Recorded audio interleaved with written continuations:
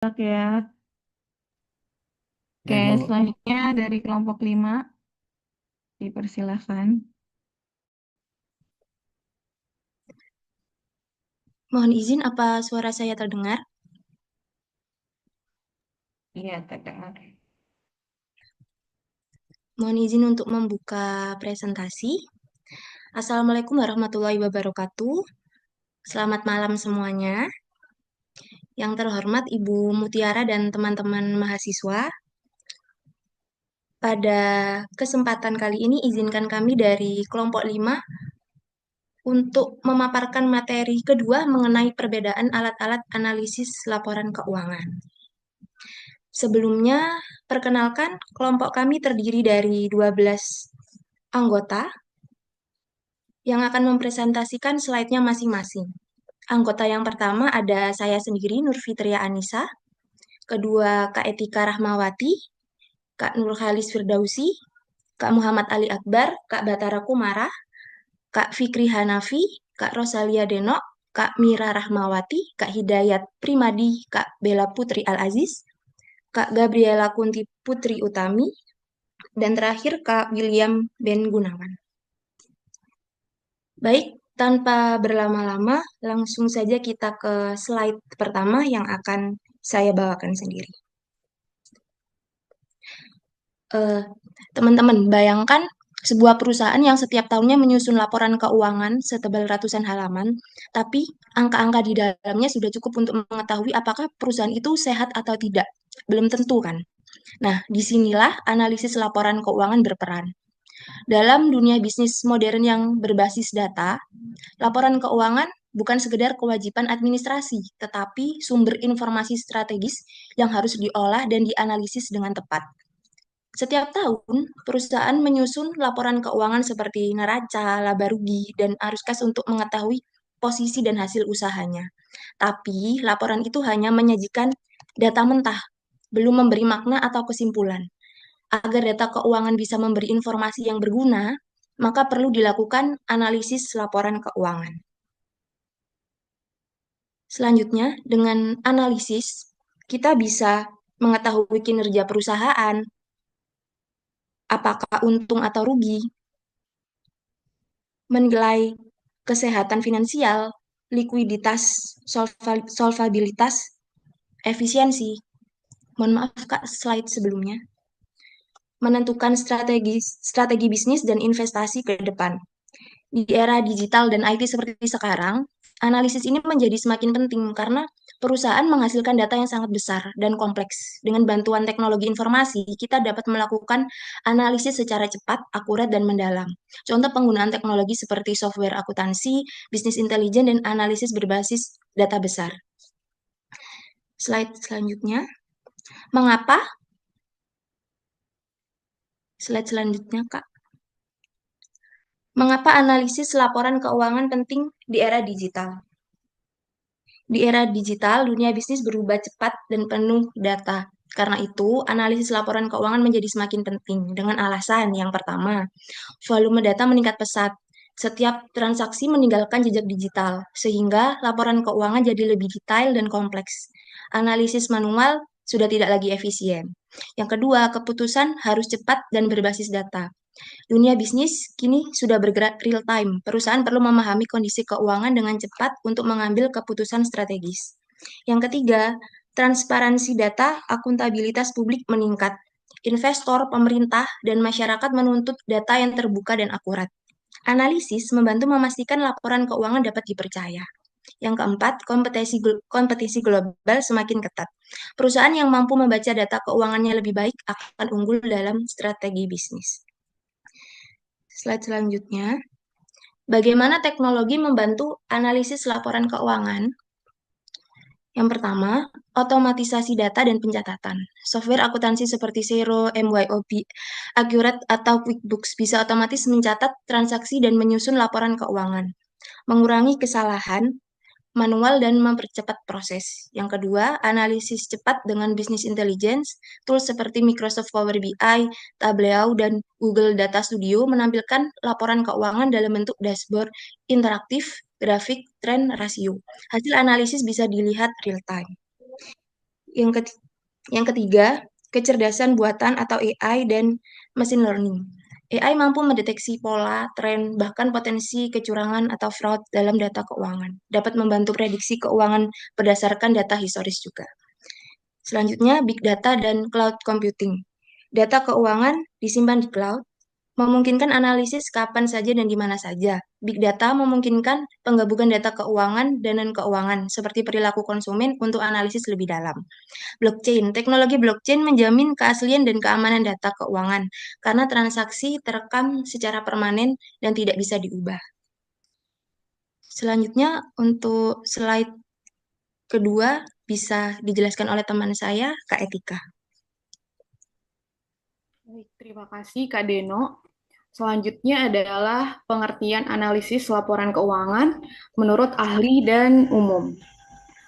Analisis laporan keuangan adalah proses menilai kondisi keuangan suatu perusahaan melalui interpretasi data keuangan, baik menurut definisi umum maupun pandangan para ahli.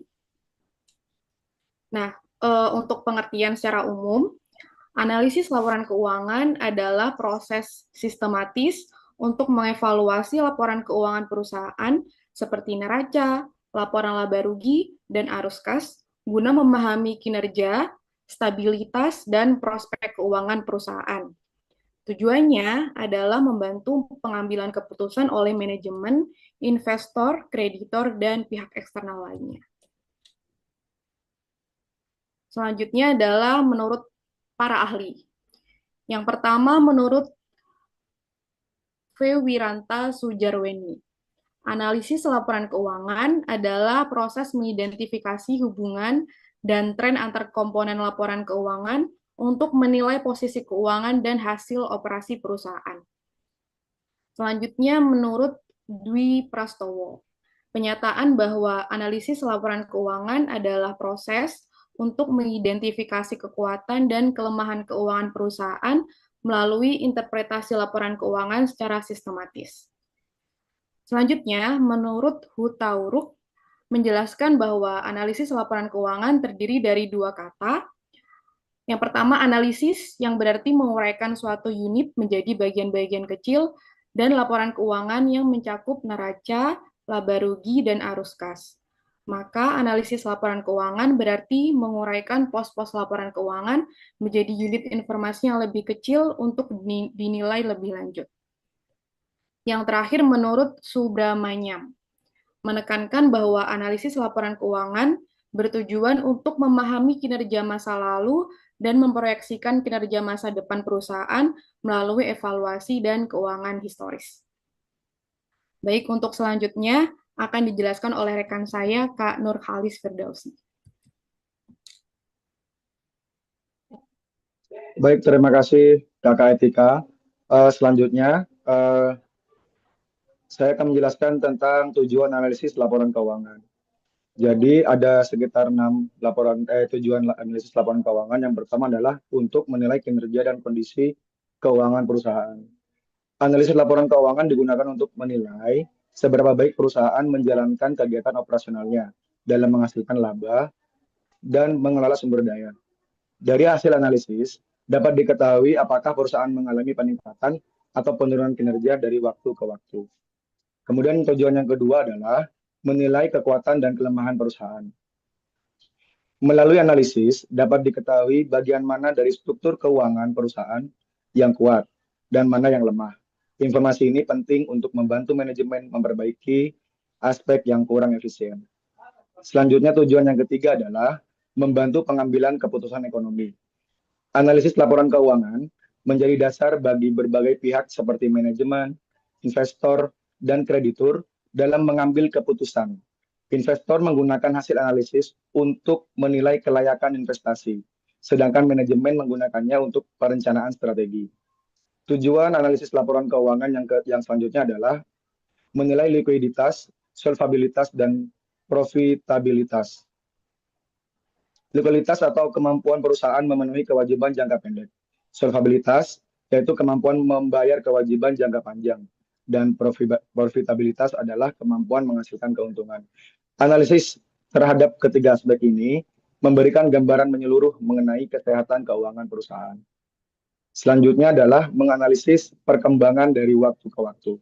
Analisis tren laporan keuangan memungkinkan perusahaan melihat perubahan posisi keuangan dan kinerja dalam beberapa periode. Hal ini membantu menentukan apakah kebijakan yang diterapkan telah efektif atau perlu disesuaikan. Yang terakhir adalah untuk menilai efektivitas pengelolaan aset dan modal. Tujuan lain dari analisis adalah untuk mengetahui sejauh mana perusahaan mampu menggunakan aset dan modalnya secara efisien guna menghasilkan pendapatan. Hal ini penting untuk memastikan bahwa sumber daya tidak digunakan secara berlebihan atau tidak produktif. Selanjutnya akan dijelaskan oleh Bapak Ali. Kepada Bapak Ali dipersilakan. Terima kasih.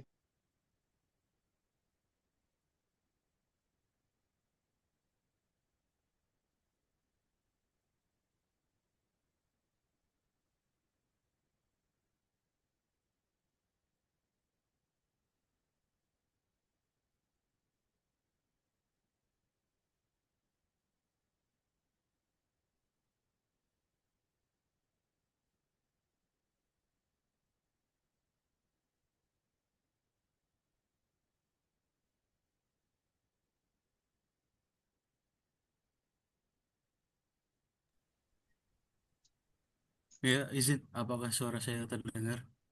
Teman-teman, terima kasih. Selaras dengan apa yang disampaikan oleh Mas Nurholis ya bahwa analis laporan keuangan ini dapat memberikan sudut pandang yang objektif terkait kesehatan finansial perusahaan kepada stakeholder baik internal maupun eksternal. Seperti kemampuan perusahaan dalam menghasilkan laba, mengelola aset dan memenuhi kewajiban finansial walaupun dapat dimungkinkan bahwa laporan keuangan dari suatu perusahaan bisa saja tidak benar-benar jujur gitu ya Kak. Apabila terjadi kelalaian maupun yang disengaja maupun tidak gitu ya. Lalu dengan informasi yang objektif tersebut diharapkan dapat membantu stakeholder internal maupun eksternal dalam mengidentifikasi masalah dan peluang yang akan digunakan untuk mengambil keputusan finansial yang tepat dalam hal perencanaan dan penganggaran internal perusahaan dan atau meningkatkan keputusan investasi oleh pihak eksternal. Terkait dengan siapa pihak internal dan eksternal akan dijelaskan lebih lanjut oleh Mas Batara. Terima kasih Mas Ali. Ya, kita masuk ke pihak-pihak yang berkepentingan dalam analisis laporan keuangan. Yang pertama itu ada pihak manajemen atau pihak internal memiliki kepentingan yaitu untuk menilai kinerja keuangan perusahaan, efisiensi operasional, serta efektivitas strategi yang diterapkan. Kemudian sebagai dasar dalam pengambilan keputusan manajerial seperti investasi, ekspansi, atau efisiensi biaya. Contohnya, manajer keuangan menganalisis laporan laba rugi untuk melihat apakah target keuntungan tercapai. Pihak yang kedua yaitu pemegang saham atau investor. Memiliki kepentingan yang pertama mengetahui tingkat profitabilitas dan risiko investasi dalam perusahaan. Kemudian membantu menentukan apakah akan menambah, menahan, atau menjual saham.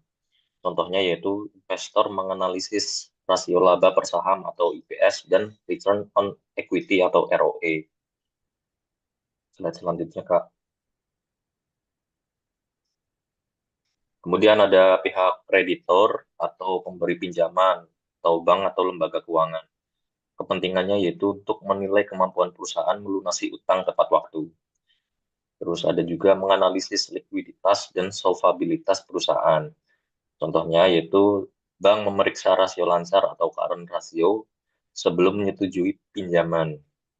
Pihak selanjutnya yaitu pemerintah memiliki kepentingan untuk menentukan kewajiban pajak perusahaan dengan tepat, menilai kepatuhan terhadap regulasi dan kontribusi terhadap perekonomian nasional. Contohnya yaitu Direktorat Jenderal Pajak menganalisis laporan keuangan untuk menghitung pajak penghasilan badan.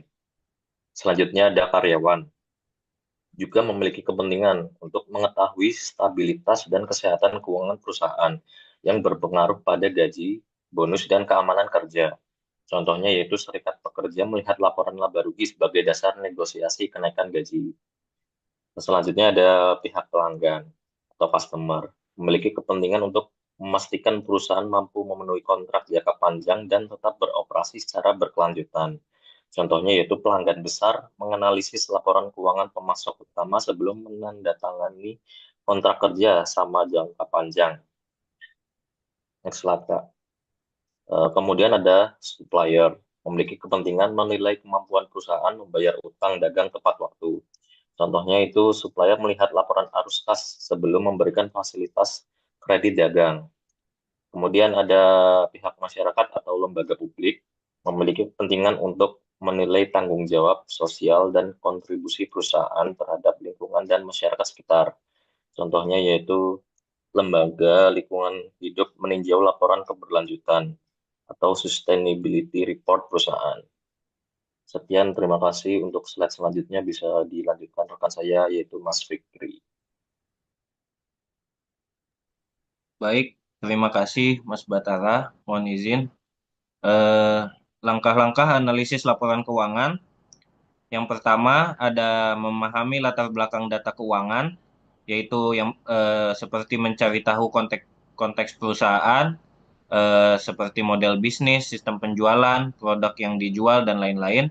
Lalu industri dari perusahaan tersebut, lalu faktor-faktor yang mempengaruhinya. Lalu langkah yang kedua, memperhatikan semua faktor yang berpengaruh pada perusahaan, hal ini bisa faktor internal dan juga eksternal. Contohnya adalah inflasi, perombakan manajemen, pajak, tingkat suku bunga, pendapatan per kapita, dan lain-lain. Lalu yang ketiga, mempelajari dan mengamati laporan keuangan secara menyeluruh, yaitu dengan meninjau semua laporan keuangan seperti laporan laba rugi, neraca, arus kas, dan lain-lain. Dan selanjutnya yang keempat, yaitu menentukan alat analisis laporan keuangan. Inilah yang akan menjadi topik utama kelompok 5 pada presentasi kali ini. Alat-alat analisis laporan keuangan ini bisa berupa analisis perbandingan, analisis tren, analisis rasio, dan lain-lain. Nanti akan lebih rinci dijelaskan oleh rekan-rekan saya. Lalu yang kelima, membuat kesimpulan dari hasil analisis. Itu nanti akan menentukan arah perusahaan untuk mengambil keputusan ke depannya. Selanjutnya akan dilanjutkan oleh rekan saya, Kak Rosalia. Terima kasih. Terima kasih Kak Fikri. Untuk selanjutnya adalah saya akan menjelaskan mengenai pengertian alat analisis laporan keuangan. Untuk pengertian dari alat analisis laporan keuangan itu sendiri, alat analisis laporan keuangan merupakan metode atau teknik yang digunakan. Kak, slide-nya boleh tolong di next. Baik, sebentar ya, Kak. Ya. Sepertinya agak macet.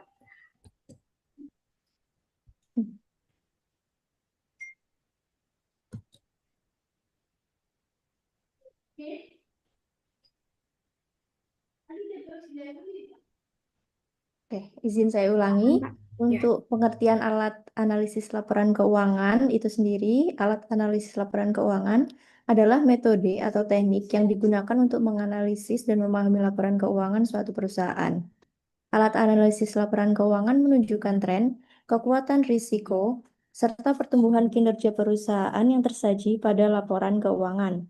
Sejalan dengan tujuan dari analisis keuangan itu sendiri, fungsi dari alat analisis keuangan yang pertama adalah menganalisis kinerja keuangan, yang kedua mengidentifikasi kekuatan dan kelemahan keuangan perusahaan, dan membantu pengambilan keputusan. Next slide. Mengapa perlu alat analisis keuangan? Yang pertama, alat analisis keuangan digunakan untuk mengawasi kinerja keuangan perusahaan dan membuat penyesuaian yang diperlukan. Yang kedua, alat analisis keuangan diperlukan untuk mengidentifikasi potensi risiko dan mengambil keputusan strategis untuk mengurangi risiko yang mungkin terjadi.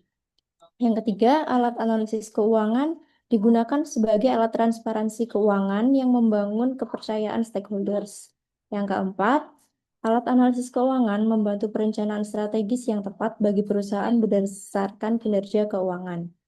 Untuk macam-macam alat analisis keuangan itu sendiri terdiri dari analisis perbandingan, analisis tren, analisis common size, dan analisis rasio keuangan yang akan selanjutnya dijelaskan oleh rekan saya, Kak Mira.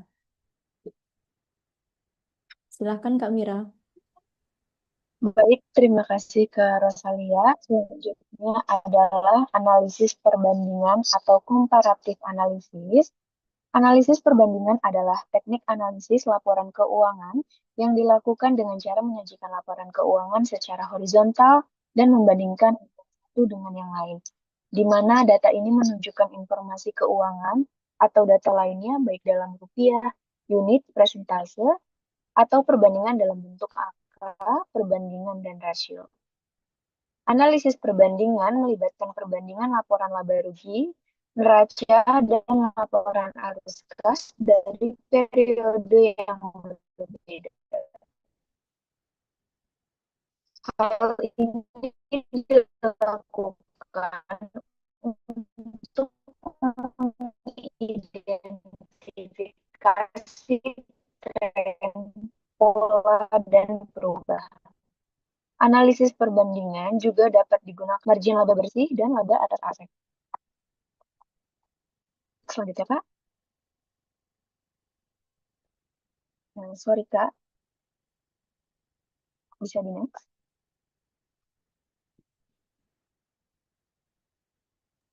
Baik, sebentar ya, Kak.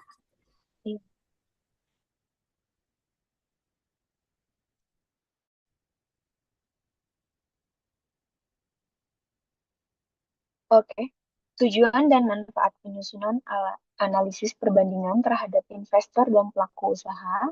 Tujuan analisis perbandingan di sini ada 4. Yang pertama yaitu mengetahui perubahan posisi keuangan, perubahan antar periode. Yang kedua, mengukur pertumbuhan setiap pos keuangan. Yang ketiga, mendeteksi tren jangka pendek, misalnya kenaikan biaya atau penurunan laba. Dan yang keempat, membantu manajemen mengambil keputusan tentang efisiensi, investasi, atau strategi bisnis. Manfaat penyusunan analisis perbandingan bagi pelaku usaha adalah memanfaatkan analisis perbandingan laporan keuangan untuk membuat perencanaan bisnis yang matang. Sedangkan bagi investor, menjadi bahan pertimbangan bagi investor apakah mendapatkan surplus atau defisit. Selanjutnya, Kak.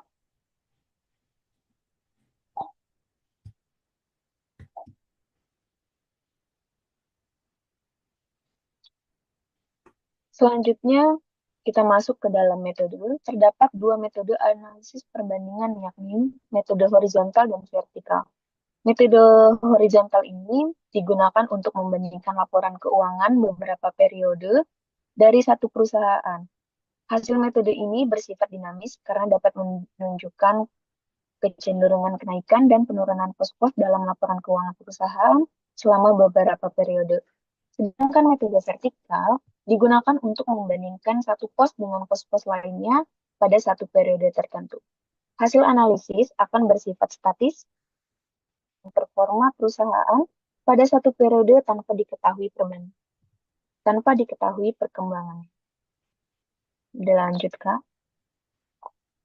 Terdapat 3 jenis laporan komparatif, yakni neraca komparatif, yaitu menggambarkan posisi keuangan perusahaan pada akhir periode akuntansi untuk beberapa periode.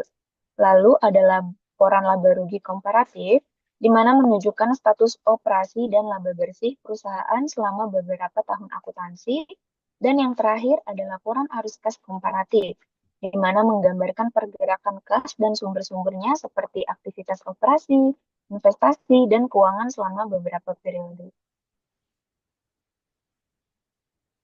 Selanjutnya ada contoh analisis perbandingan laporan keuangan, yaitu neraca komparatif. Pada perusahaan PT ABC, di sini terdapat tabel, menunjukkan bahwa untuk tahun 2023 jumlah asetnya yaitu senilai 668 juta rupiah, sedangkan untuk tahun 2024 jumlahnya adalah sebesar 938 juta rupiah. Terlihat pada tabel perusahaan, absolut dalam aset adalah sebesar 270 juta rupiah, namun perubahan presentasi belum diketahui. Untuk mengetahui rumus presentasi absolut ini, yaitu perubahan persentase angka absolut pada periode sekarang dikurangi dengan angka absolut periode sebelumnya, lalu dibagi dengan angka absolut periode sebelumnya.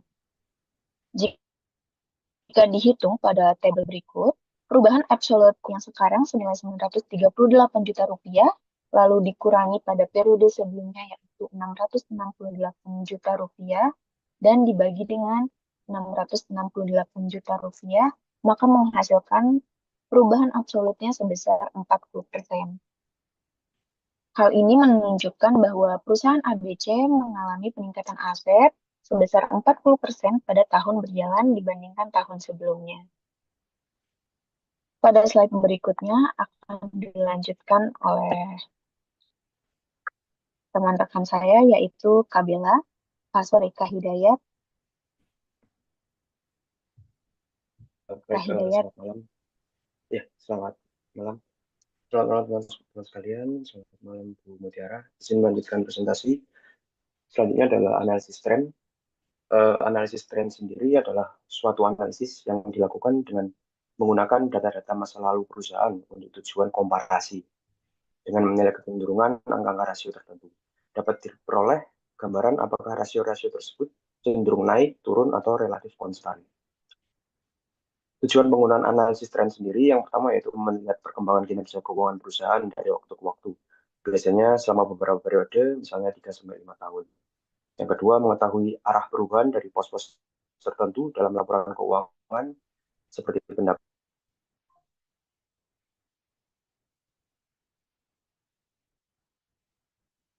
laba, aset, dan utang.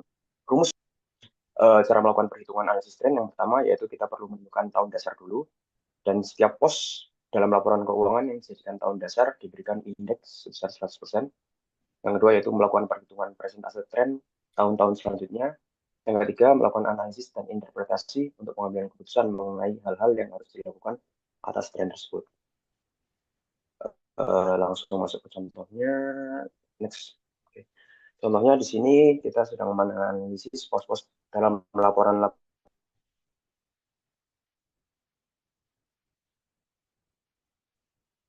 rugi PT ABC periode tahun 2021 kotor, biaya operasional, dan bersih.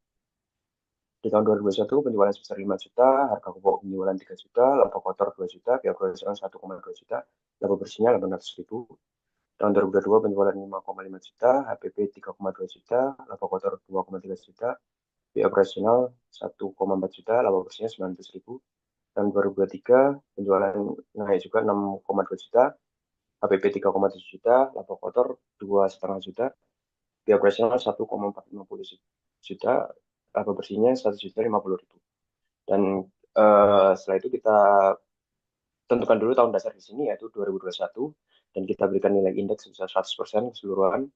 Dan di tahun berikutnya, tahun 2022, baru kita hitung sesuai rumus yang tadi saya jelaskan, yaitu nilai pada tahun 2022 besar 5,5 juta dibagi nilai pada tahun dasarnya 2021 5 juta tinggal 100%, dan hasilnya adalah 110%. Jadi kenaikan pada penjualan besar 10%. Dan begitu selanjutnya hingga 2023 anggapannya asumsinya tahun sekarang ada tahun 2023. Lalu dapat kita lihat di bawahnya grafik setiap periode.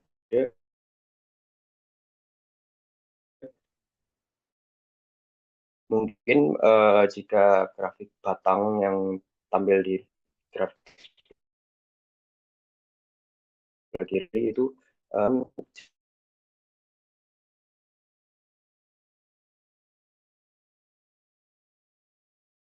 di grafik trennya atau kotor mengalami kenaikan cukup tinggi dari 2021 ke 2022, tapi kenaikan dari 2022 ke 2023 sedikit.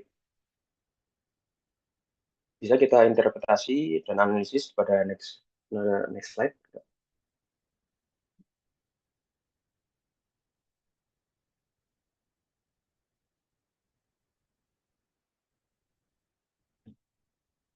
Oke, ini adalah analisis dan interpretasi dari contoh tadi. Yang pertama yaitu penjualan. Ada peningkatan dari 5 juta ke 6.200.000,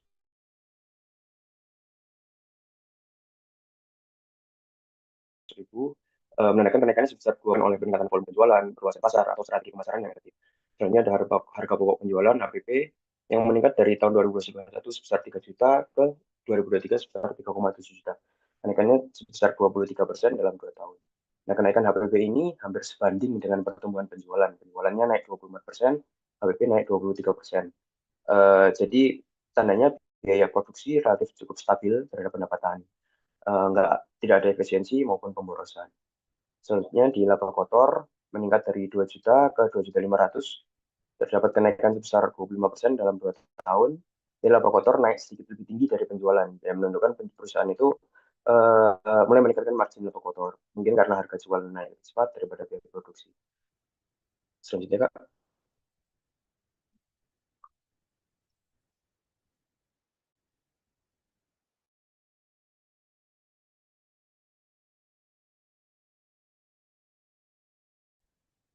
Selanjutnya itu biaya operasional di toko 1.450.000, terdapat kenaikan sebesar 21%.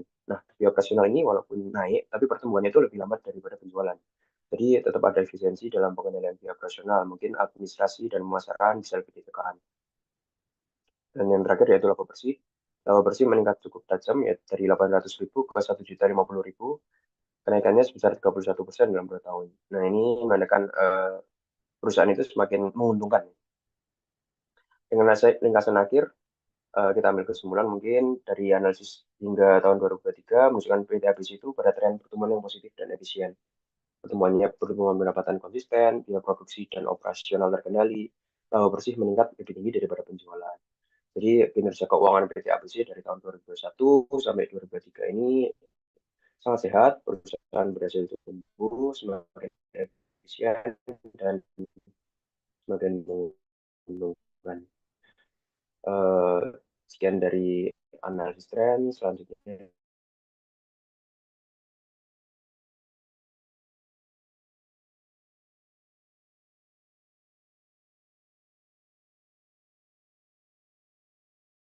dilanjutkan oleh Common Size.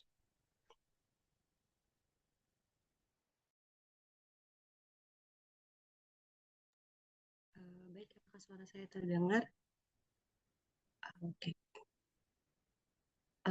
Izin Ibu karena laptop saya kameranya sedang ada masalah, jadi saya on cam-nya di device yang satunya. Baik, untuk analisis common size, yaitu salah satu dari alat analisis yang disebutkan tadi. Analisis common size sendiri terdiri dari 2, yaitu vertikal dan horizontal. Analisis common size digunakan untuk melihat proporsi tiap pos laporan keuangan terhadap totalnya, sehingga mudah dibandingkan antar periode atau antar perusahaan. Untuk jenisnya sendiri, seperti yang sudah saya sebutkan tadi, untuk analisis common size vertikal untuk dasar perhitungannya, yaitu tiap pos dibandingkan dengan total, misalnya total aset atau total penjualan pada periode yang sama. Tujuannya yaitu untuk mengetahui struktur keuangan dalam satu periode. Kemudian untuk jenis analisis common size horizontal, dasar perhitungannya yaitu tiap pos dibandingkan dengan periode sebelumnya, sehingga bisa diketahui pertumbuhan dari tahun sebelumnya ke tahun berikutnya. Boleh dilanjutkan untuk slide-nya. Baik, berikut terdapat contoh data laporan keuangan dari tahun 2023 dan 2024. Bisa dilihat terdapat penjualan, HPP, bruto, beban, laba bersih, dan juga total aset dari masing-masing tahun. Kemudian di bawahnya terdapat tabel dan diagram analisis common size vertikal dalam persen terhadap penjualan. Untuk tabel di tahun 2023 dan 2024 penjualannya yaitu 100%, HPP bruto sama di 60% dan juga di 40%. Beban operasional di 2023 yaitu 20%. Untuk 2024, mohon maaf ini terdapat kesalahan pengetikan, harusnya di situ 20,8%. Laba bersih 20% di 2023 dan laba bersih di 2024 yaitu 19,2%. Untuk grafiknya sendiri bisa dilihat di bagian kanan, contohnya ini yang 2024, penjualan di 100%, kemudian HPP-nya 60% dari penjualan, laba kotornya 40% dari penjualan, beban operasionalnya 20,8% dari penjualan, dan laba bersihnya 19,2%. Untuk interpretasinya sendiri, struktur pendapatan relatif stabil, tapi margin laba bersih sedikit turun karena beban operasional naik. Bisa dilihat di 2023 dan 2024, presentase laba bersihnya turun. Jadi kalau sekilas kita lihat di 2024 dia punya salesnya 1,2, lebih tinggi dari 2023, tapi ternyata untuk presentasinya itu net sale-nya itu lebih rendah, yaitu 19,2%, dipengaruhi oleh beban operasional yang naik. Lanjut, Kak.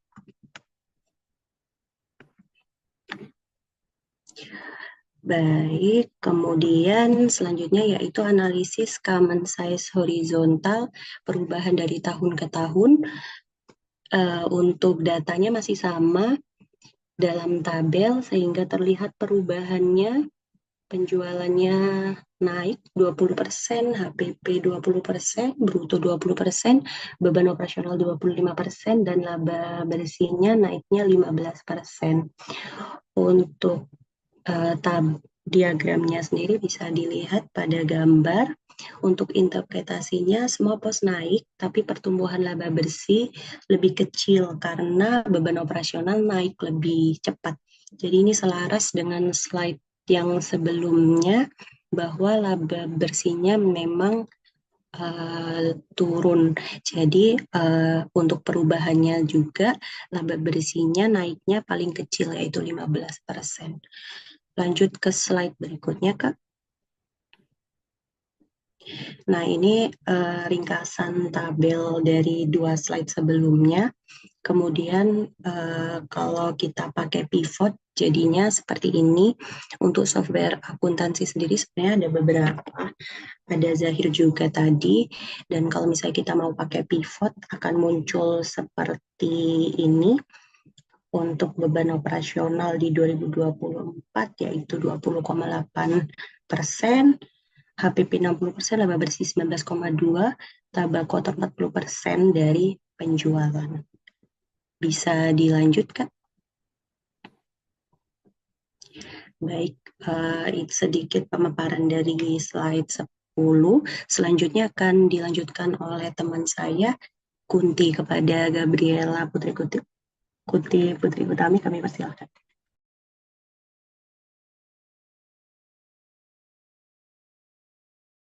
Terima kasih, Kak Bella. Kemudian alat untuk melakukan analisis laporan keuangan yang terakhir adalah analisis rasio keuangan atau financial ratio, yaitu adalah alat analis keuangan suatu perusahaan berdasarkan data dalam laporan keuangan, yaitu laporan laba rugi, neraca, dan arus kas. Agar kita dapat menilai likuiditas, solvabilitas, profitabilitas, dan efisiensi perusahaan. Nah, jenis-jenis rasio keuangan ini di solvabilitas, kemudian rasio profitabilitas, yang keempat rasio aktivitas atau efisiensi, dan yang kelima rasio pasar. Selanjutnya, yang pertama ada rasio likuiditas. Rasio likuiditas ini menilai seberapa mampu perusahaan menggunakan aset lancarnya untuk melunasi utang lancarnya. Jadi nanti semakin liquid itu semakin bagus. Yang pertama itu ada gaji sama utang lancar. Contohnya PT ABC memiliki total aset lancar 250 juta dan kewajiban lancarnya 100 juta. Berarti current ratio dari perusahaan tersebut adalah 2,5 kali, yang berarti setiap Rp1 kewajiban lancarnya dijamin oleh Rp2,5 asetnya. Sehingga setidaknya current ratio sebuah perusahaan itu lebih dari 1. Karena kalau kurang dari 1 berarti sebuah perusahaan itu tidak dapat melunasi utang lancarnya. Kemudian yang kedua ada quick ratio atau asset test ratio. Ini mirip sama current ratio, cuma bedanya aset lancar dikurangi persediaan. Karena atau inventory itu lebih susah untuk dijual. Jadi rasio ini lebih konservatif daripada current ratio. Kemudian selanjutnya ada cash ratio. Ini rumusnya adalah kas dan setara kas dibagi dengan kewajiban lancar. Jadi kas yang dipegang perusahaan atau setara kas itu dibandingkan dengan kewajiban lancar. Kemudian ada juga OCR atau Operating Cash Flow Ratio. Kalau ini dari arus kas dari operasi dibagi kewajiban lancar. Jadi arus kas dari operasi ini yang dari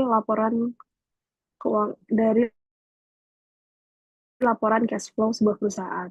Kemudian yang kedua ada rasio solvabilitas, yaitu menilai sekemampuan perusahaan memenuhi kewajiban jangka panjangnya. Nah, yang pertama itu ada DER atau Debt to Equity Ratio. Di sini total utang dibandingkan dengan ekuitas. Jadi DER ini menunjukkan seberapa besar sebuah perusahaan di diri. Misal DER-nya lebih dari 1, kurang dari 1, itu kan artinya rendah, tapi itu bukan berarti buruk. Tingkat prestasinya bisa perusahaan itu banyak dibiayai oleh modal sendiri atau ekuitas jual bayar itu rendah. Namun hal ini juga bisa menunjukkan bahwa perusahaan tersebut kurang memanfaatkan leverage untuk tumbuh. Jadi bukannya pakai utang buat menjalankan perusahaan, tapi lebih pakai modal atau ekuitas perusahaan itu sendiri. Kemudian ada debt to asset ratio. Ini total utang dibagi dengan total aset. Nah, debt to asset ratio ini mengukur seberapa besar tingkat utang dengan tingkat aset perusahaan. Jadi ya, semakin kecil berarti semakin bagus. Misal aset perusahaan yang total utangnya 700 tingkatnya untuk menjalankan operasi lah istilahnya. Kemudian yang terakhir ada times interest earn, itu laba operasi atau EBIT, laba sebelum bunga dan pajak dibagi dengan beban bunga. Ini sedikit beda sama yang sebelumnya. Kalau yang sebelumnya tadi debt atau kewajiban, ini lebih ke expense atau beban. Jadi dibandingkannya dengan beban bunga dari utang. Kemudian selanjutnya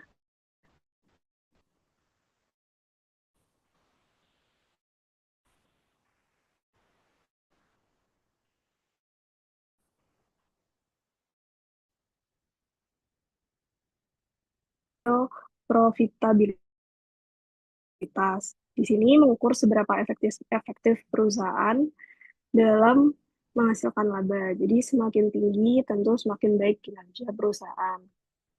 Yang pertama ada gross profit margin, itu laba kotor dibagi sama penjualan dikali 100%, yang menandakan seberapa kotor dari seluruh sales atau penjualan yang diperoleh. Kemudian yang kedua ada net profit margin, ini sama kayak tadi, cuma ini laba bersih. Dari laba bersih, sebuah perusahaan menghasilkan net income dari penjualan totalnya. Kemudian ada return on asset atau biasa kita sebut dengan ROA. Ini uh, uh, rumusnya, rumusnya dia sebenarnya EBIT atau laba sebelum pajak dan bunga dibagi berapa sih profit yang didapat sebuah perusahaan. Belum, Bun.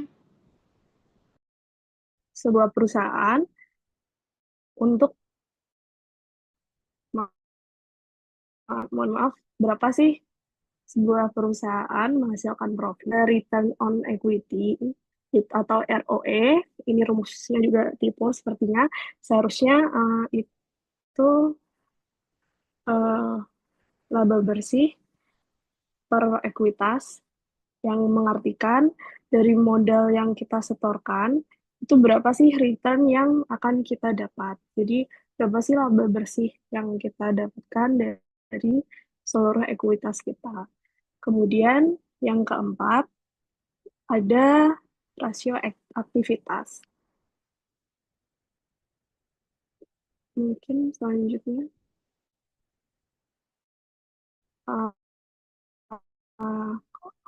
Efisiensi ini mengukur seberapa efisien sebuah perusahaan menggunakan asetnya. Jadi menunjukkan kecepatan perputaran aset menjadi pendapatan. Yang pertama ada inventory turnover, itu dari HPP dibagi persediaan rata-rata. Nah, ini mengukur seberapa cepat sebuah persediaan itu dijual. Ya, semakin tinggi berarti semakin efisien. Kemudian ada receivable turnover, itu dari penjualan kredit dibagi sama piutang rata-rata. Jadi ini mengukur seberapa cepat ketepatan penagihan piutang. Ini juga kalau semakin tinggi juga berarti kan semakin cepat kas yang masuk, jadi semakin baik. Kemudian yang ketiga ada total asset turnover, itu dari rumus penjualan atau sales dibagi dengan total aset. Nah, tadi di ROA itu fokus total aset bisa hasilkan berapa banyak profit. Kalau misal total aset turnover ini, dari total aset kita bisa hasilkan berapa banyak sales atau penjualan. Kemudian yang kelima, ada rasio pasar atau market ratio. Mungkin untuk teman-teman yang sering main saham atau sering buka aplikasi kayak Stockbit, itu udah nggak asing lagi. Jadi rasio pasar ini digunakan untuk menilai kinerja saham perusahaan di pasar modal. Yang pertama, itu ada earning per share, itu rumusnya laba bersih dibagi jumlah saham beredar. Kemudian yang kedua ada price to earning ratio, itu rumusnya harga saham dibagi sama earning per share tadi. Kemudian ini ada dividend yield, rumusnya adalah dividen per saham dibagi dengan semua jumlah saham yang beredar. Misal ada contoh soal perusahaan PT Sejahtera Abadi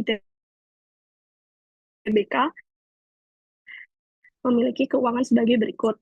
Laba bersih 10 miliar, jumlah saham beredar 5.000 lembar, harga saham di pasar 8.000 per lembar, dan total dividen yang diumumkan adalah 2,5 miliar. Kemudian kita akan mencari EPS, price to earning, dan dividend yield-nya. Selanjutnya,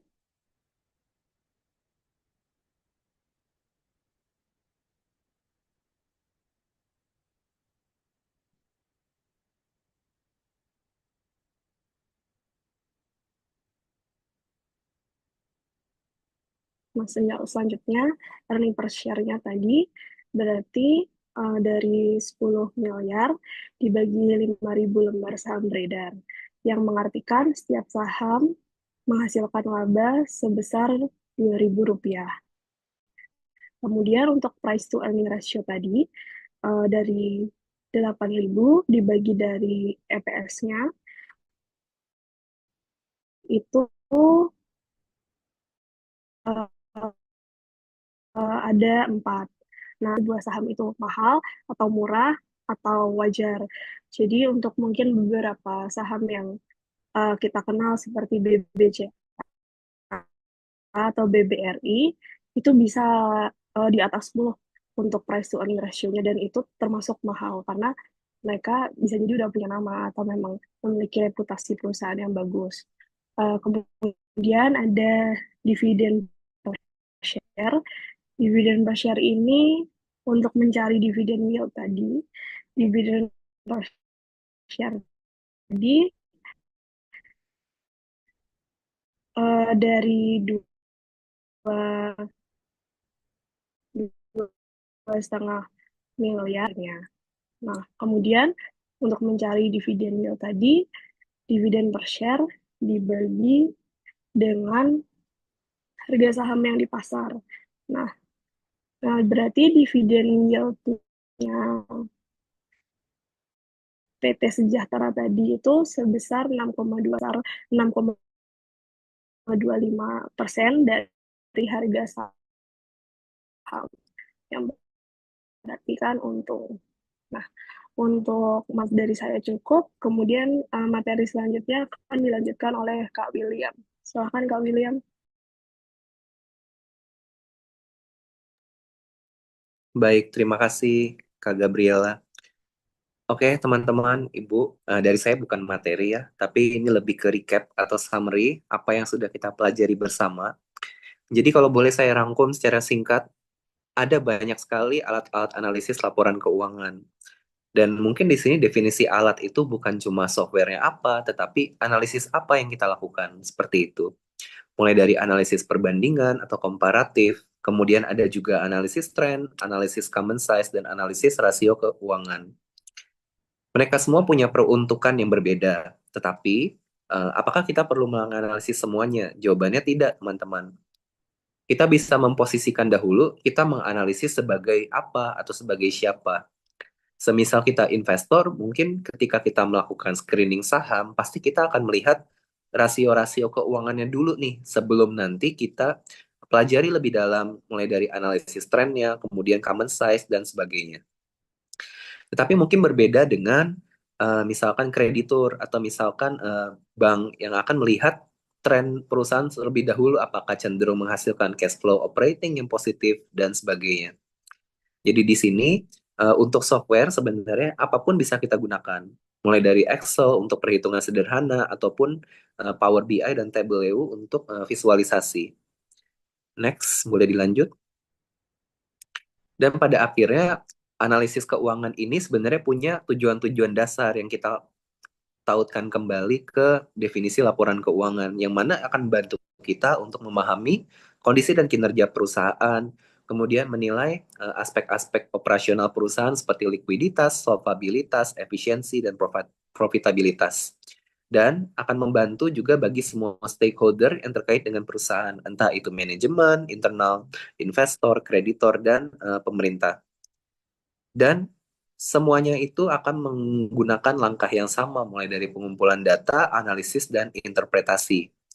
Pada akhirnya, teknologi-teknologi informasi itu akan membantu kita untuk lebih cepat dan lebih akurat untuk melakukan proses-proses ini. Seperti itu. Next. Pada akhirnya, angka-angka yang ada di laporan keuangan itu bukan sekedar angka, rekan-rekan, tapi ada cerita di baliknya. Analisis laporan keuangan itu bukan hanya tentang membaca angka tersebut, tetapi memahami cerita atau pesan yang ingin disampaikan oleh perusahaan. Jadi ketika kita membaca laporan tahunan, itu apa yang disampaikan dalam laporan manajemen, termasuk itu laporan komisaris ataupun laporan direksi, itu dapat kita validasi juga di laporan keuangan. Tidak ada alat analisis tunggal yang paling tepat, semuanya harus digunakan secara terpadu. Dan pemanfaatan IT itu membuat analisis lebih efisien dan berbasis data real time. Mungkin sekian yang dapat kami sampaikan dari kelompok 5. Semoga bermanfaat. Mungkin selanjutnya saya serahkan ke Kak Nur untuk dibantu moderasi dalam Q&A session-nya. Terima kasih. Baik, terima kasih Kak William.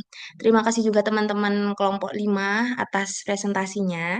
Selanjutnya langsung saja kita ke sesi Q&A. Kepada teman-teman kelompok lain, dipersilakan raise hand jika ada yang ingin bertanya. Oke, mungkin yang pertama ada dari Kak Dani Pribawanto, dipersilahkan.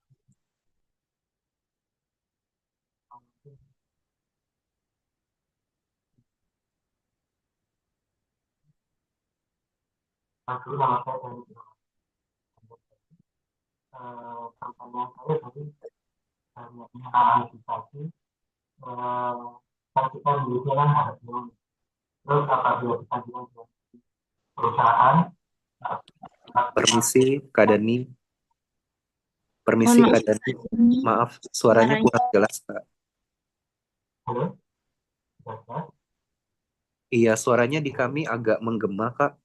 Kira-kira keberatan nggak ya kalau pertanyaannya diketikkan atau dicoba kembali suaranya? Speakernya. Halo, siap? Sudah lebih jelas? jelas, Kak. Lebih jelas. Oke. Terima kasih. Oke. Seperti yang kita ketahui bahwa dalam dunia usaha itu ada beberapa jenis usaha, mungkin perdagangan, manufaktur, jasa, dan lain-lain. Terus kira-kira nih, ada nggak sih hubungan antara analisis yang akan kita gunakan dalam nilai kinerja suatu perusahaan dengan jenis usahanya tersebut? Tuh, mungkin pertanyaannya. Oke. Pertanyaannya tadi saya ulangi ya, Kak. Hubungan antara analisis yang akan kita gunakan dan Dengan apa, Kak? dengan jenis usaha perusahaan jenis yang ingin kita ketahui kinerjanya, kinerja keuangannya.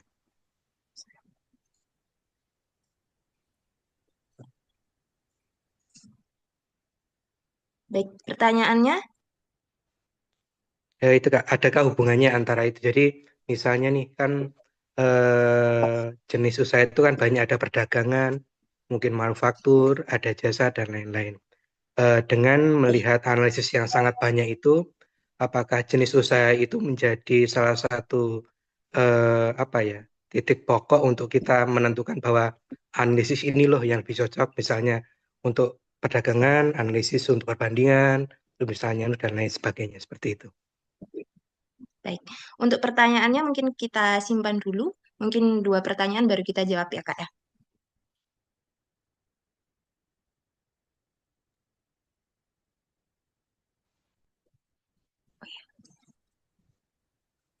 Selanjutnya bisa Kak Dia Puspita.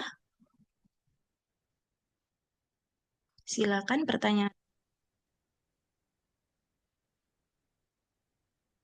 Halo, suara saya terdengar?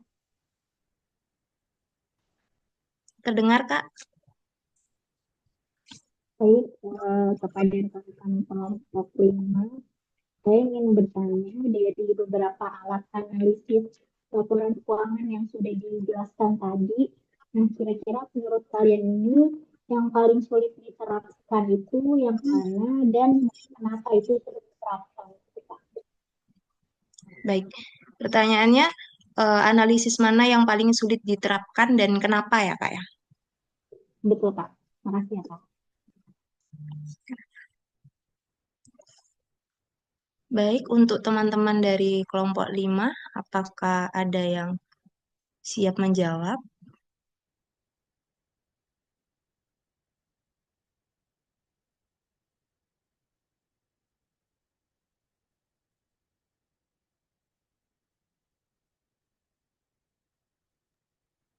Permisi, Kak. Mungkin saya mau coba jawab pertanyaan dari Mas Dani. Silakan, Ya. Kak William. Iya, baik. Mohon izin rekan-rekan forum. Eh, Terima kasih Mas Dani untuk pertanyaannya tadi ya. Dalam dunia usaha ada beberapa jenis usaha seperti manufaktur, perdagangan, dan jasa. Adakah hubungan antara analisis yang berbeda dengan jenis usaha tersebut? Baik, kalau yang tergambar dari saya, Mas, mungkin secara sederhana pertama kita bisa melihat dari turnover usahanya. Maksudnya turnover itu seperti apa? Misalkan kalau kita buka warung itu kan setiap hari pasti ada transaksi ya, Mas. Ada transaksi, lalu ada barang yang perlu kita stok kembali. Nah, semisal bisnis kita seperti itu, perdagangan yang transaksinya itu sering, maka salah satu hal yang dapat kita lakukan itu adalah memperpendek rentang analisisnya seperti itu. Semisal kalau di dunia keuangan itu ada rule of thumb, kita analisis itu melihat data historis 5 tahun terakhir, mungkin bisa kita persempit jadi 3 tahun terakhir. Kemudian kalau misalkan kita ke bisnis yang lebih jangka panjang, misalkan bisnis developer properti, untuk membangun saja kan bisa bertahun-tahun seperti itu. Nah, biasanya entah sebagai kita dari point of view sebagai manajemennya ataupun dari point of view perbankan gitu ya yang memberikan kredit ke developer tersebut, pasti kita akan menarik data lebih panjang. Semisal dari analisis project gitu, kita pasti akan melihat datanya hingga cash flow itu dibuat 5 tahun ke depan, 10 tahun ke depan, seperti itu. Jadi, sebelum kita lebih dalam ke jenis analisisnya, biasanya time frame itu juga berpengaruh. Kemudian, kalau tadi misalkan Mas Dani menyebut ada jenis usaha di bidang jasa. Jasa itu mungkin perbankan itu juga termasuk jasa ya. Yang mana pasti dari komponen COGS atau harga pokok produksi itu pasti berbeda dengan industri manufaktur atau perdagangan yang harga pokok produksi per barangnya itu jelas. Otomatis apa implikasinya? Pasti ketika kita melakukan analisis rasio rasio profitabilitas gitu ya, seperti gross profit margin atau net profit margin di industri jasa itu biasanya cukup tinggi dibandingkan di industri manufaktur atau perdagangan. Nah, itu bisa jadi note juga sih untuk kita ketika kita melakukan analisis. Tapi selain itu, kalau boleh saya bilang juga untuk analisis tren gitu ya, itu sepertinya cukup relevan juga untuk dilakukan di industri manapun. Termasuk juga yang common size. Tapi jadi di sini yang perlu kita perhatikan adalah pasti ada angka yang berbeda atau bias ketika kita menerapkannya di industri yang berbeda. Satu contoh sederhana lagi mungkin di industri perbankan, Mas Dani, kalau kita menggunakan rasio profitabilitas seperti return on asset, itu pasti sangat kecil hasilnya, hanya 1 digit. Sementara mungkin kalau kita terapkan di industri manufaktur atau jasa, return on asset itu mungkin bisa double digit, sekitar 10%, seperti itu. Jadi tidak bisa kita generalisir bahwa kalau hasilnya kecil atau hasilnya besar, itu perusahaannya jelek atau bagus. Kita memang perlu lihat dari jenis industrinya sesuai yang Mas Dani sampaikan. Kira-kira dari saya seperti itu, Mas Dani. Mungkin kalau teman-teman kelompok juga ada yang mau menambahkan, silakan. Terima kasih. Terima kasih Kak William jawabannya.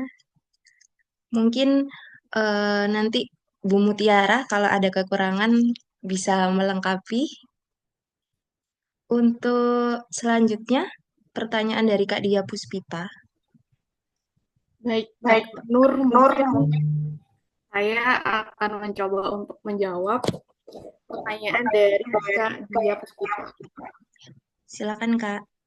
Baik, untuk pertanyaannya tadi, dari beberapa alat analisis yang paling sulit diterapkan yang mana gitu ya, dan kenapa? Baik, saya akan mencoba menjawab dengan sederhana agar lebih mudah dipahami gitu ya. Jadi kalau menurut saya itu alat analisis laporan keuangan yang paling sulit diterapkan itu adalah analisis arus kas. Kenapa? Karena kita harus memahami dari mana uang perusahaan itu masuk dan kemana uang itu digunakan. Gitu. Nah, kadang itu perusahaan itu terlihat untung di laporan laba rugi, tapi sebenarnya kasnya berkurang gitu. Nah, jadi untuk memahaminya itu perlu ketelitian dan pengetahuan akuntansi yang baik. Jadi analisis kas cukup rumit sih dibanding analisis lainnya. Baik, mungkin penjelasan dari saya cukup sekian. Mungkin teman-teman yang lain boleh menambahkan. Ya, begitu. Terima kasih. Ya, terima kasih Kak Etika. Teman-teman kelompok 5, ada yang ingin menanggapi? Kalau sudah tidak ada, mungkin langsung ke pertanyaan ketiga. Boleh Kak Natasha Arianti? Silakan Kak. Izin bertanya, jika angka-angka perusahaan terlihat bagus, misalnya labanya tinggi gitu, tetapi ada resiko politik yang besar, misalnya eh, faktor kualitatif yang besar, misalnya resiko politik atau perubahan regulasi, itu bagaimana analis harus menyelesaikan kesimpulan akhir mereka?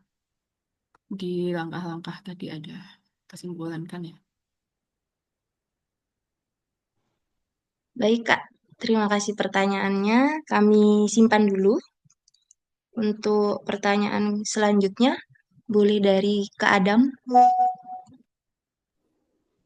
Izin bertanya terkait yang analisis tren itu bagaimana jika data historis yang digunakan itu udah nggak konsisten lagi atau sudah nggak relevan? Itu aja.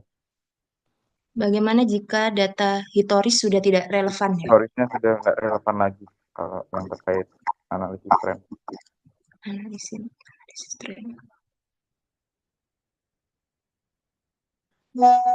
Baik Kak, terima kasih pertanyaannya.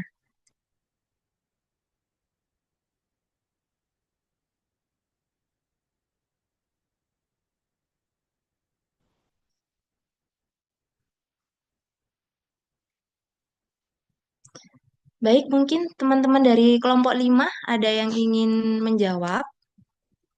Kami persilahkan. Kak Izin, Rosalia, ya. izin mau menanggapi pertanyaan dari Kak Natasha tentang bagaimana faktor kualitatif itu mempengaruhi analis dalam mengambil kesimpulan analisis.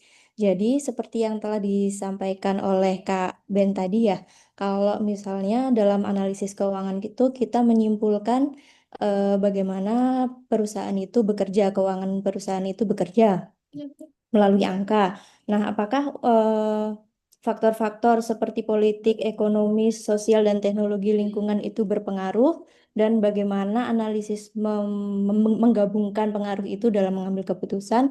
Menurut saya adalah dengan menggabungkan analisis kuantitatif dan kualitatif, Kak. Misalnya dalam regulasi perdagangan, misalnya pembatasan atau misalnya ada kenaikan tarif cukai nih. Jadi misalnya perusahaan rokok karena ada keterbatasan tarif cukai tersebut, jadi harga jualnya jadi naik, terus keuntungan menjadi turun.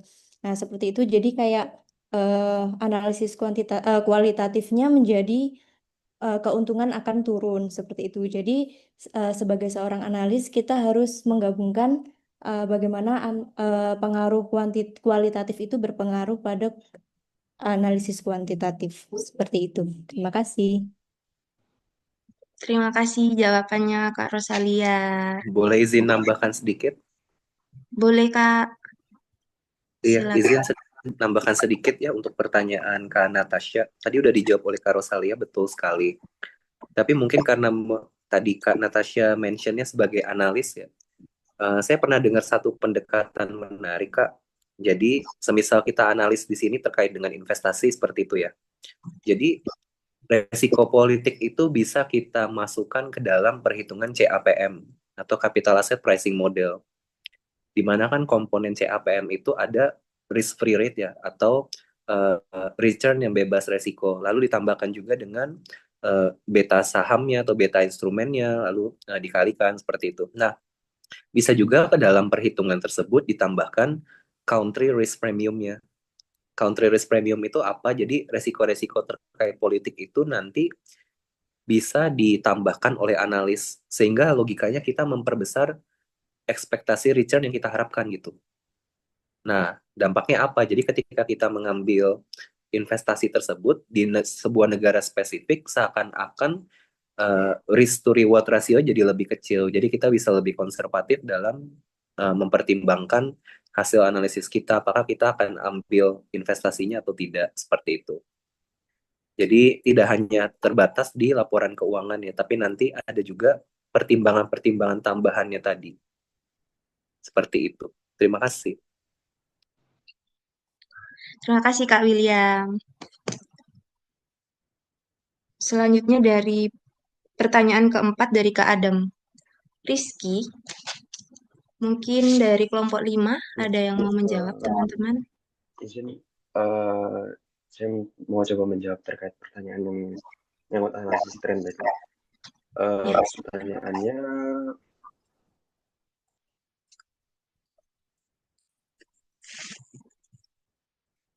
memang Bagaimana? data historis sudah tidak ketika ada. Sorry, suaranya ada? Oh ya. Jadi memang itu salah satu kelemahan dari analisis tren sendiri. Ketika data historis itu sudah tidak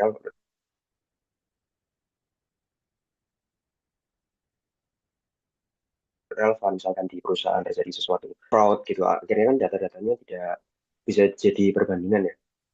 Jadi ada beberapa metode yang bisa diterapkan. Mungkin yang pertama mungkin kita bisa meninggalkan saja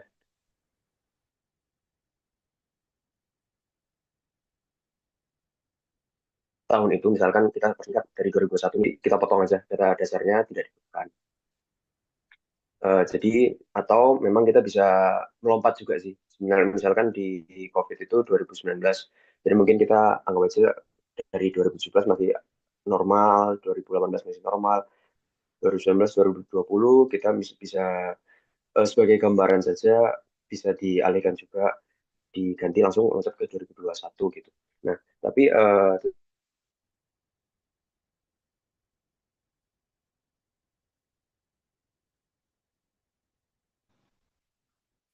Mohon maaf Kak, putus-putus. tentu saja metode ini juga bisa sendiri gitu. Akhir mungkin ya. Iya, jadi tadi sudah saya coba sampaikan yang terkait penghapusan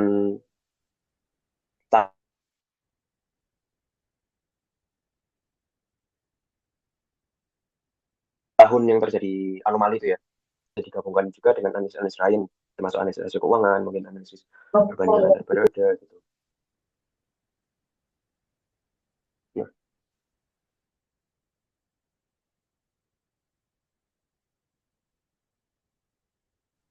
Nah, jika memang sudah kita bisa coba gunakan data pembanding pesaing nih. Kita bisa ambil data dari laporan keuangan perusahaan lain yang dengan jenis usaha yang sama, kita bisa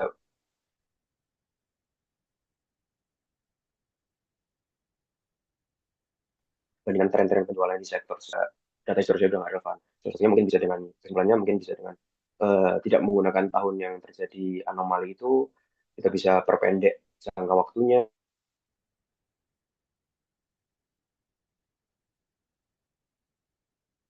Dan yang terakhir mungkin bisa lihat tren gitu. Kurang lebihnya seperti itu Pak. Mungkin ada yang bisa menambahkan atau ada koreksi dari Bu Mutiara. Mohon maaf kalau sinyalnya terputus-putus juga.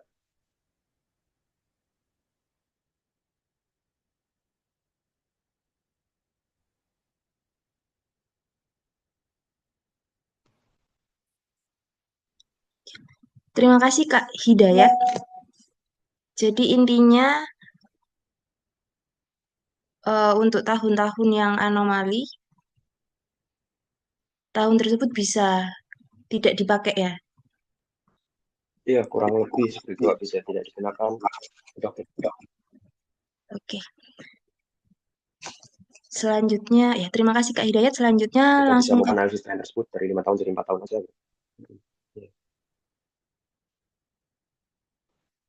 baik. Selanjutnya langsung ke pertanyaan ke-5 dari Kak Fadel Hisham Oktaviano. Boleh Kak Fadel open mic-nya? Halo, Halo Kak. ini Kak, gimana caranya analisis tren laporan keuangan itu bisa membantu investor buat ngambil keputusan suatu investasi. Oke, makasih Kak.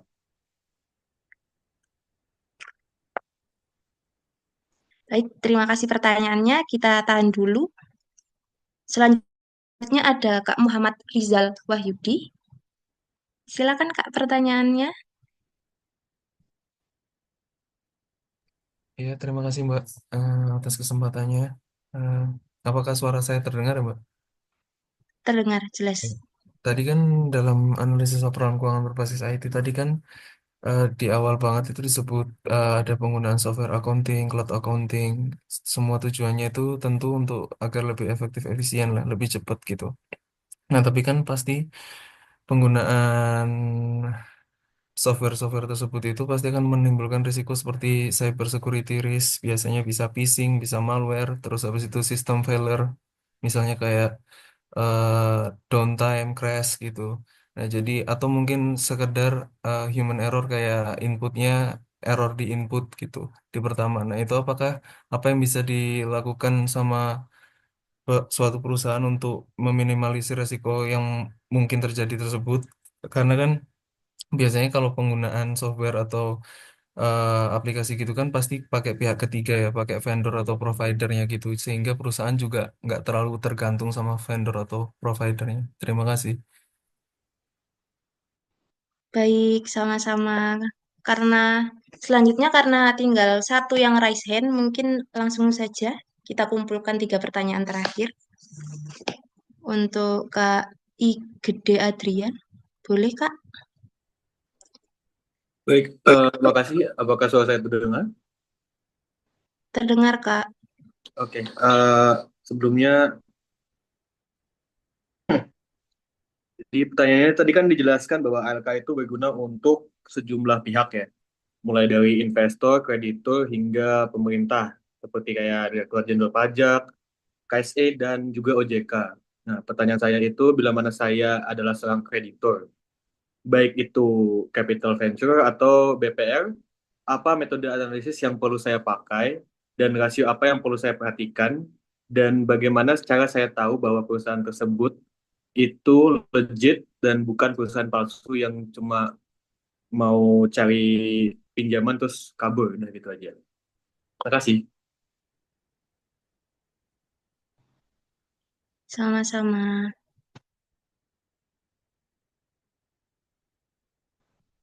Kak William, apa sudah dicatat tadi pertanyaannya?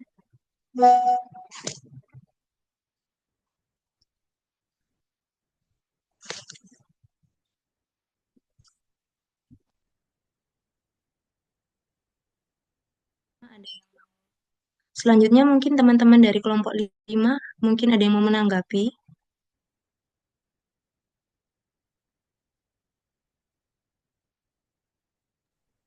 Mungkin saya izin menjawab.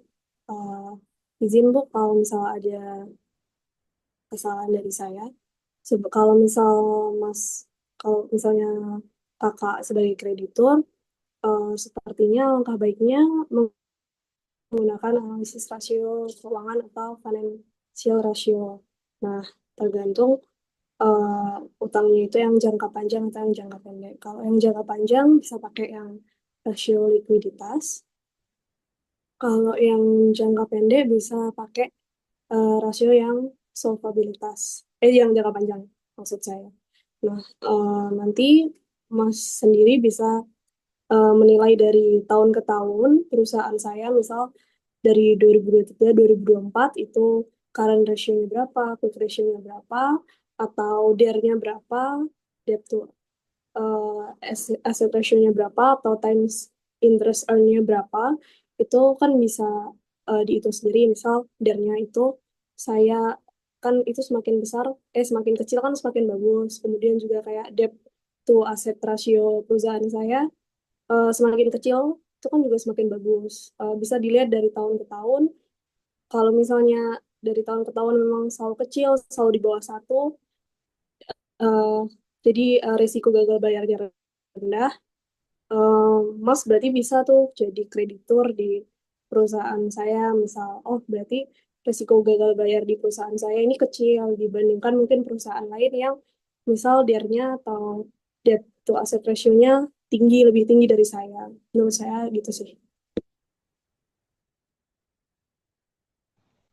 Iya, terima kasih Kak Izin Gabriela. menambahkan, Ini menjawab pertanyaan dari Kak Igede tadi ya, Iya, betul. pertanyaan terakhir. Iya, Oke, silakan Kak Muhammad Ali Akbar. Dari selain yang disampaikan oleh Mbak Gabriela ya, kita singkat aja nih, kayaknya tadi Mas Fahrul udah nguap-nguap soalnya ya teman-teman. Intinya adalah selain dengan analisis tadi ya terkait dengan laporan keuangannya, kalau memang ingin memastikan bahwa perusahaan legit atau tidak ya, yang bisa dicoba adalah dengan kita melihat hasil audit dia seperti apa. Kita pastikan kalau perusahaannya udah running 1 atau 2 tahun kan pasti sudah ada laporan keuangan yang diaudit oleh kantor akuntan publik gitu ya, itu yang bisa kita jadikan dasar bahwa memang perusahaan tersebut ya memang legal gitu ya, tidak scamming seperti itu.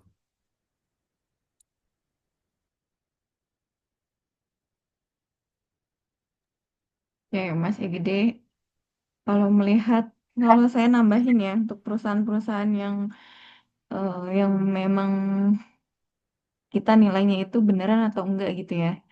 Nah, itu bisa kan kalau di saham itu ada apa namanya, saham gorengan atau saham yang memang valid gitu ya. Terus bisa juga lihat dari berita ya. Kalau misalkan dari perusahaan tersebut ternyata memang banyak berita yang negatif gitu ya. Itu bisa kemungkinan perusahaan itu ya memang tidak benar atau tidak baik secara finansialnya gitu. Terus tadi menurut Mas Ali benar ya, lihat dari laporan audit. Kalau laporan audit itu kan nggak mungkin minim lah ya, itu diakal-akalin gitu ya, karena memang kan dia independen gitu ya, masih gede ya. Memastikan perusahaan tersebut memang kategorinya bisa dibilang cocok untuk dijadikan investasi atau tidak. Kurang lebihnya itu. Mungkin dari kelompok 5 ada 2 pertanyaan lagi yang bisa dijawab. Kayaknya udah 15 menit lagi, jam 10 nih kita. Iya, selanjutnya mungkin ada pertanyaan dari Kak Muhammad Rizal Wahyudi tadi. Teman-teman mungkin ada yang mau menjawab. Izin Kak, Cyber security. izin boleh. Silakan. Ya, terima kasih untuk waktunya. Izin menjawab untuk pertanyaannya Rizal. Di sini saya ingin menjelaskan bahwa mungkin saya bukan orang IT ya, jadi saya ingin menjelaskan bahasa yang cukup umum lah, tidak terlalu teknis. Menurut saya, apabila kita sudah terbiasa oleh bahasa pemrograman ya untuk membantu analisis laporan keuangan, itu kan sebenarnya kita ketergantungan kepada sistem ya. Takutnya nanti suatu saat kan betul kata Mas Rizal tadi, apabila terjadi crash atau sistem failure, maka kita harus punya mitigasi. Langkah yang pertama itu bisa penerapan sistem pengendalian internal. Contohnya itu seperti apa? Pengendalian ini mencakup pengawasan terhadap akses data, otorisasi, transaksi, serta audit trail yang dapat menelusuri setiap perubahan data secara rinci. Kemudian, perusahaan juga bisa melakukan backup data secara rutin, baik secara lokal maupun di cloud. Cloud tersebut menjadi kunci utama dalam menjaga kontinuitas sistem ketika terjadi crash atau kegagalan perangkat. Kemudian, perusahaan memerlukan audit sistem informasi akuntansi atau information system audit secara berkala. Audit ini berfungsi untuk mengevaluasi kendala software, mendeteksi potensi bug, serta memastikan bahwa data yang dihasilkan sesuai dengan prinsip-prinsip akuntansi yang berlaku umum. Dalam konteks analisis laporan keuangan, audit sistem membantu memastikan bahwa setiap rasio, tren atau hasil perhitungan benar-benar bersumber dari data yang valid dan dapat dipercaya. Yang terakhir, mungkin perusahaan disarankan untuk memiliki rencana contingency plan atau disaster recovery plan, yaitu protokol yang memastikan kelangsungan operasional analisis keuangan jika terjadi gangguan besar seperti kerusakan server atau serangan cyber. Dengan menerapkan kombinasi mitigasi yang kami jelaskan tadi, kemungkinan bisa meminimalisir terhadap ancaman-ancaman yang akan terjadi dalam analisis laporan keuangan berbasis IT tersebut. Demikian, terima kasih waktunya. Terima kasih Kak Batara. Selanjutnya ada pertanyaan terakhir dari Kak Fadel. Teman-teman ada yang mau menanggapi?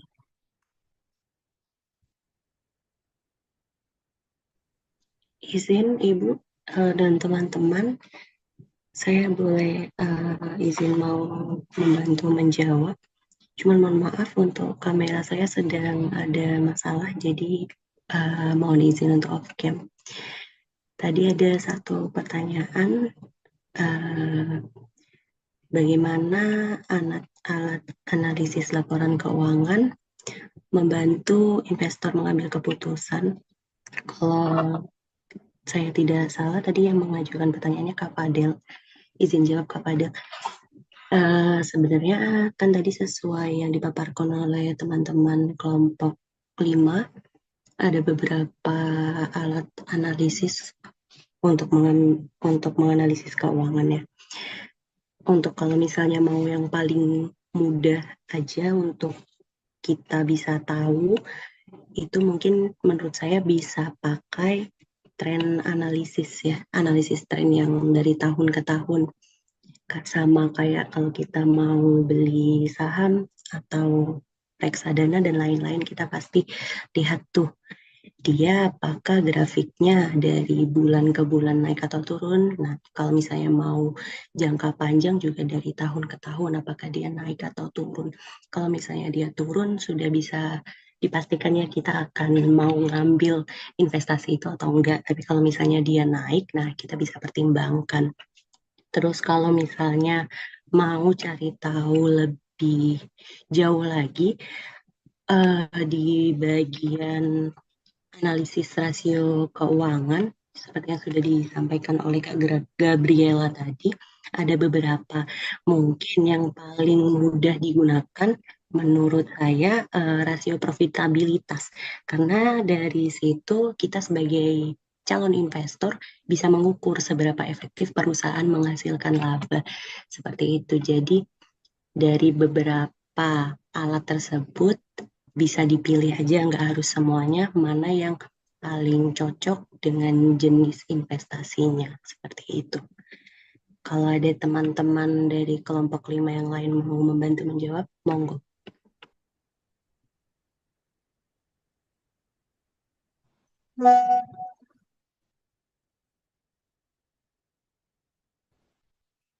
Teman-teman dari kelompok 5 mungkin ada yang ingin menambah jawaban Kak Bella, atau teman-teman kelompok lain ingin menyanggah, dipersilahkan.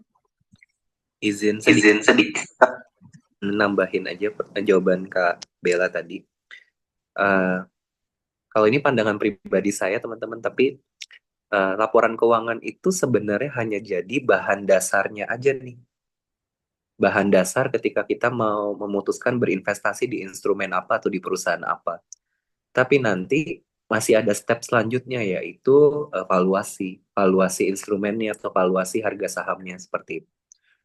Jadi sejauh mana analisis laporan keuangan itu membantu, ya ibaratnya kita hanya dikasih checklist nih, kita perlu bikin checklist dari laporan keuangan itu. Semisal kita bisa memenuhi 100% dari checklist itu, berarti udah green flag banget, kita bagus nih instrumen atau perusahaannya. Seperti itu. Jadi sebagai bahan dasar dalam menentukan atau membuat keputusan investasi. Tapi tidak hanya satu-satunya proses atau satu-satunya pertimbangan. Masih ada pertimbangan-pertimbangan lain yang bisa dilakukan, termasuk tadi ada yang nyebut juga ya faktor emosional atau sentimental dan sebagainya. Cukup dari saya, terima kasih Kak Nur. Ya, terima kasih Kak Ben. Untuk selanjutnya mungkin langsung saja dari Ibu Mutiara ingin menambahkan atau memberi kesimpulan dari presentasi kami. Terima kasih Mbak Nur Fitria ya. Ini saya rasa cukup menarik ya teman-teman, ini pada bagus-bagus untuk kelompok 1 dan kelompok 2. Materinya juga sangat lengkap gitu ya. Hal-hal yang memang ada di materi kelompok lain dibahas juga gitu, tapi nggak apa-apa, bagus ya. Udah mulai pengenalan situ. Oke. Mungkin dari saya nggak ada ya, karena memang udah cukup banyak dan kita udah mau jam 10 juga nih teman-teman, udah jam 2 jam lebih ya.